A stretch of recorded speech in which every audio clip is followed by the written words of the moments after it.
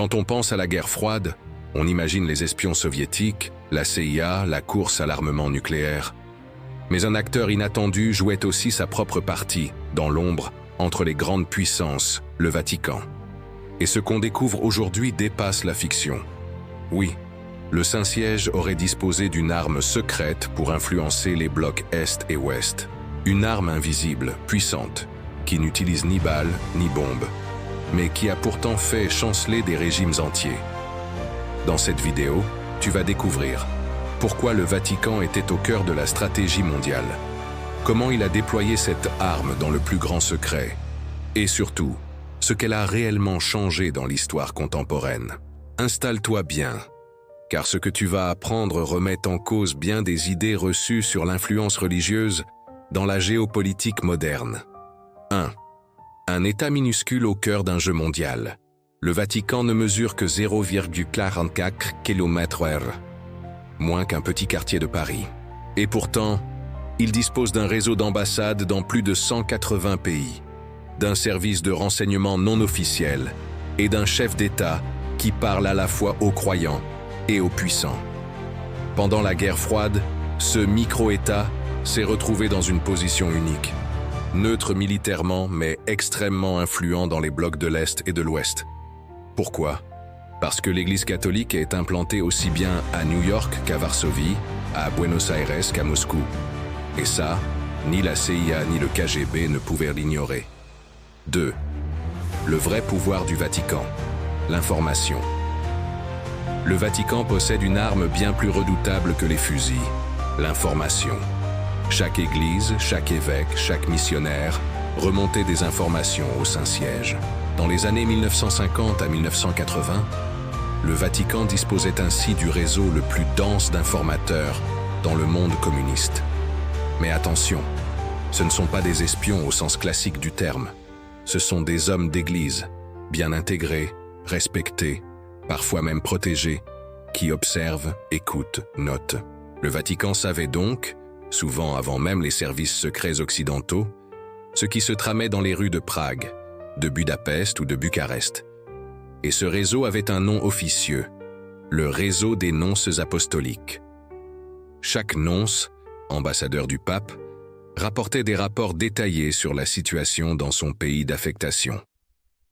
3. L'arme secrète. Jean-Paul II. C'est en 1978 que le Vatican passe à l'offensive, avec une nomination qui va bouleverser l'ordre mondial. Karol Wojtyła devient Jean-Paul II, premier pape polonais de l'histoire. Un homme qui connaît le système soviétique de l'intérieur et qui en devient l'opposant le plus redouté. Pas avec des armes, mais avec ses mots, son aura, sa stratégie, son objectif, affaiblir l'URSS. Avec la foi, Jean-Paul II devient rapidement un symbole pour les peuples opprimés du bloc de l'Est. Son voyage historique en Pologne en 1979 attire des millions de fidèles. Et surtout, il inspire la naissance d'un mouvement qui changera le monde. Solidarność, le syndicat libre dirigé par Lech Wałęsa. 4. Une alliance secrète. Vatican, CIA et Solidarność. Mais ce que peu savent, c'est que derrière les discours et les prières se cache une alliance stratégique. Dans les années 1980, la CIA commence à financer Solidarność. Et qui joue l'intermédiaire discret? Le Vatican. Selon plusieurs sources déclassifiées, des fonds, des équipements de communication et du soutien logistique transitaient par les canaux du Vatican pour atteindre les résistants polonais. Le Saint-Siège, neutre en apparence, devient donc le passerelle clandestine entre les États-Unis et les opposants au communisme en Europe de l'Est. Mais pourquoi la CIA faisait-elle autant confiance au pape? Parce que Jean-Paul II n'était pas seulement un chef spirituel, c'était un stratège, un homme de terrain capable de fédérer des millions de personnes contre un régime sans tirer une seule balle. 5. Tentative d'assassinat, coïncidence ou avertissement.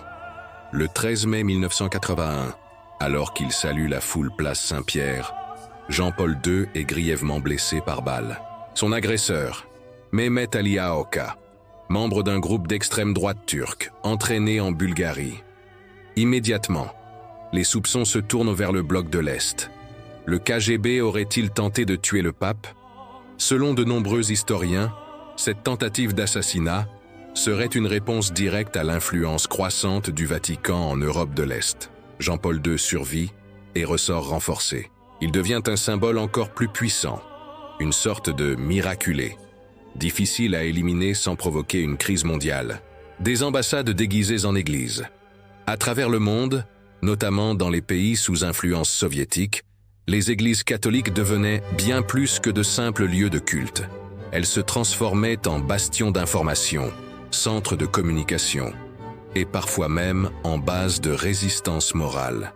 Grâce à leur immunité religieuse et à leur rôle spirituel, ces églises échappaient souvent au contrôle totalitaire exercé par les régimes en place. Dans plusieurs pays du bloc de l'Est, les prêtres étaient à la fois confesseurs, conseillers et relais discrets du Vatican. À travers des rapports manuscrits, des messages codés et des messes très particulières, les informations remontaient jusqu'à Rome. Cette toile d'araignée ecclésiastique, discrète mais solide, permettait au Vatican de sonder les humeurs des peuples opprimés, d'anticiper les mouvements sociaux, voire de les encourager. Le pape comme figure de ralliement. En 1978, un événement change radicalement la donne. L'élection du pape Jean-Paul II, Karol Wojtyła, un Polonais.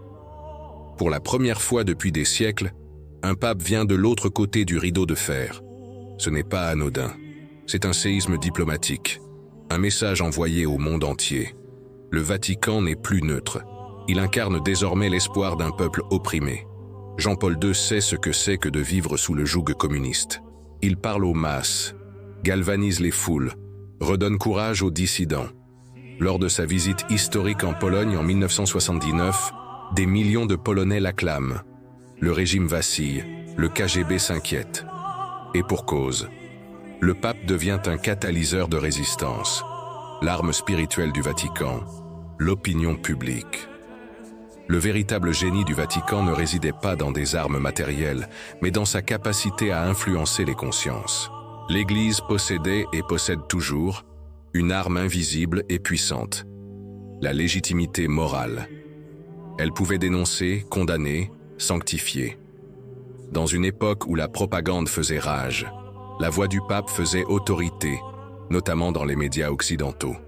Chaque prise de parole contre la répression, chaque condamnation d'un acte soviétique était une balle symbolique tirée au cœur de l'idéologie communiste. Le Saint-Siège utilisait aussi des encycliques, ces lettres papales d'une portée mondiale, pour saper les fondements philosophiques du marxisme, tout en prônant la dignité humaine, la liberté religieuse et les droits fondamentaux.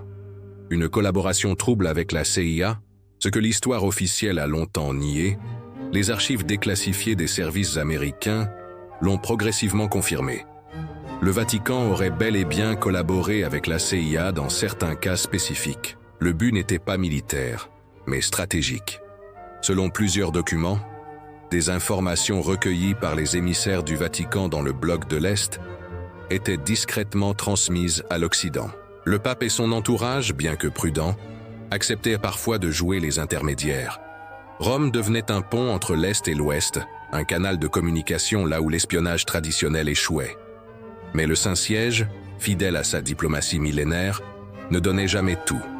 Il dosait, filtrait, manipulait parfois, toujours avec un objectif, protéger l'Église et affaiblir la tyrannie sans perdre son aura morale. L'arme secrète, Solidarnosc.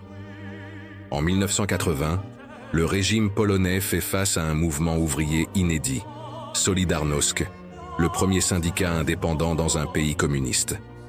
À sa tête, un certain Lech Wałęsa, profondément croyant, et très proche du clergé local. Mais ce que l'histoire oublie souvent, c'est l'implication silencieuse du Vatican dans la montée de ce mouvement. Jean-Paul II encourageait discrètement les leaders. Des messes devenaient des lieux de réunion politique. Des fonds venus de Rome servaient à imprimer des tracts, soutenir des familles de grévistes, financer des avocats. L'Église polonaise, sous la bénédiction papale, nourrissait la révolte. Le pouvoir soviétique le savait, mais n'osait pas réprimer trop violemment, de peur de provoquer une vague d'indignation mondiale. En aidant Solidarnosc, le Vatican menait sa propre guerre froide, loin des fusils, mais pas sans impact. Moins de 10 ans plus tard, le régime s'effondrait. Le Vatican et la désinformation soviétique. Mais les soviétiques ne restèrent pas passifs. Ils lancèrent une vaste campagne de désinformation contre le Vatican, baptisée SIAD 12, coordonnée par le KGB. Objectif ?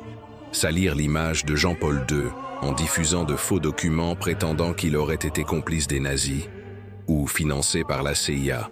Certains de ces documents furent même publiés dans des journaux occidentaux. L'Église réagit vite, dénonça ces opérations et réaffirma son indépendance. Mais le message était clair. Le Vatican était désormais une cible stratégique, une véritable puissance parallèle sur l'échiquier géopolitique. Le rôle des nonces apostoliques, diplomates, espions ou plus. Les nonces apostoliques, ces ambassadeurs du Saint-Siège, jouaient un rôle crucial pendant la guerre froide. Présents dans presque tous les pays, y compris les plus fermés, ils étaient les yeux et les oreilles du pape. Mais ils étaient aussi parfois des agents d'influence. Derrière leurs soutanes et leur langage ecclésiastique se cachaient souvent des réseaux d'information sophistiqués.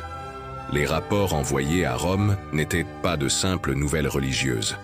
Ils contenaient des analyses politiques, des alertes, des portraits de dirigeants, des évaluations de risques.